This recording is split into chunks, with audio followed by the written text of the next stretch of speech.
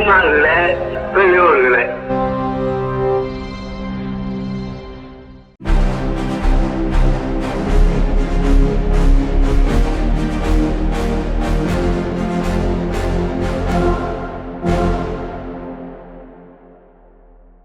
Periyar vision OTT நேயர்களுக்கு வணக்கம்.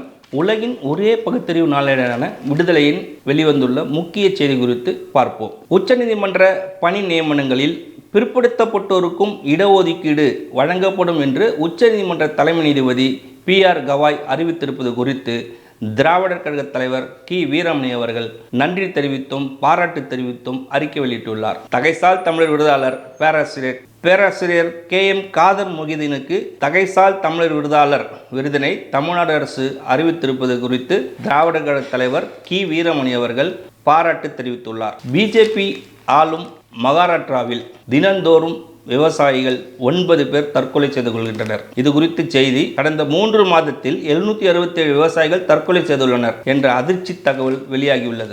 இந்தியாவின் சிறப்பு பொருளாதார மண்டலங்களின் எண்ணிக்கையில் 18% பங்களிப்பை வழங்கி தமிழ்நாடு அரசு முன்னிலை வகிக்கிறது. தமிழ் மண்ணின் மனித நேயம் என்ற தலைப்பில் ஒரு செய்தியை பார்ப்போம்.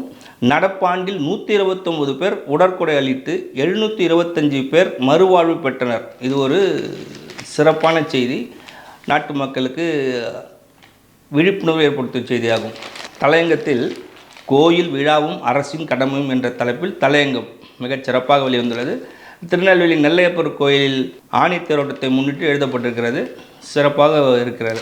பிஜேபி கூட்டணியாலும் பீகார் மாநிலத்தில் கல்லூரி முதல்வரை தேர்ந்தெடுக்க குழுக்கள் முறையம். இது என்ன கூத்து?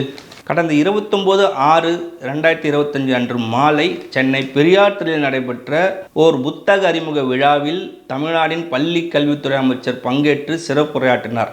அவர் உரையில் திராவிடர் கழக தலைவர் கி. வீரமணியை பற்றி குறிப்பிடுகையில், ஆசிரியர் அவர்களே, ஒவ்வொரு நாளும் ஏதோ ஒரு கருத்தை நீங்கள் பேசிக்கொண்டுதான் இருக்கிறீர்கள். அந்த எனர்ஜி உங்களுக்கு எங்கே இருந்து வருகிறது என்று எங்களுக்கு நிச்சயமாக தெரியவில்லை.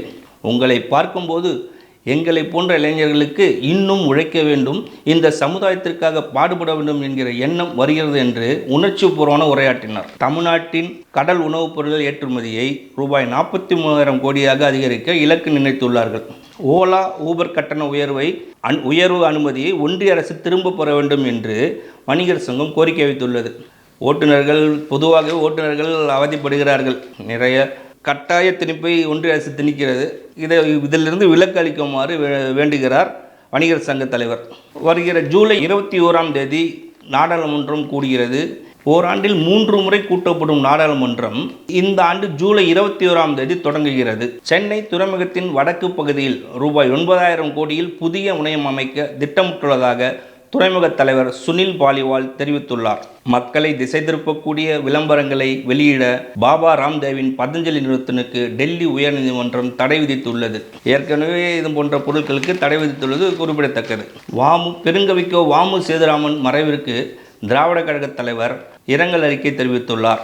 அதில் சில குறிப்பிட்ட பகுதியை படிக்கிறோம். தள்ளாத வயதிலும் மொழி உணர்வையும் இன உணர்வையும் பரப்பும் வகையில் ஓயாது நடைப்பயணம் மேற்கொண்டவர். தமிழாசிரியராக பணியாற்றி ஓய்வு பெற்றவர்.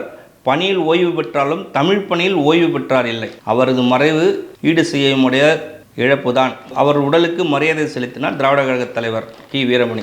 முஸ்லிம்களுக்கு இடஒதுக்கீடு அளித்தது திமுக ஆட்சிதான் என்று ஜவஹர்லால் கும்பகோணத்தில் செய்தியாளர்களிடையே கூறியுள்ளார். கும்பகோணத்தில் கலைஞர் பல்கலைக்கழகம் அமைப்பதற்கு கையொப்பமிட தமிழ்நாடு ஆளுநர் காலதாமதம் செய்கிறார் என்று உயர்கல்வித்துறை அமைச்சர் கோவி செழியன் செய்தியாளர்களிடையே கூறியுள்ளார். வேளாண்மை துறையின் சார்பில் 103.38 கோடியில் புதிதாக 52 வேளாண் கட்டடங்களை முதலமைச்சர் மு.க. ஸ்டாலின் திறந்து வைத்தார். பாஜகவுடனோ அதிமுகவுடனோ கூட்டணி இல்லை என்று தவிக தலைவர் விஜய் ஆணித்தரமாக கூறியுள்ளார். இது ஒரு வரவேற்கத்தக்க செய்தி. பாஜகவுடன் கூட்டணியா என்று சந்தேகம் கிளம்பியிருந்தது. அதற்கு முற்றுப்புள்ளி வைத்துள்ளார். வேலை நேரத்தை 12 மணி நேரமாக உயர்த்தும் குஜராத் பிஜேபி அரசுக்கு கடுமையான கண்டனங்கள் எழுந்துள்ளன. மகளிர் உரிமை தொகை பெற ஜூலை 15 முதல் விண்ணப்பங்கள் வரவேற்கப்படுகின்றன என்று தமிழ்நாடு அரசு அறிவித்துள்ளது. நன்றி, வணக்கம்.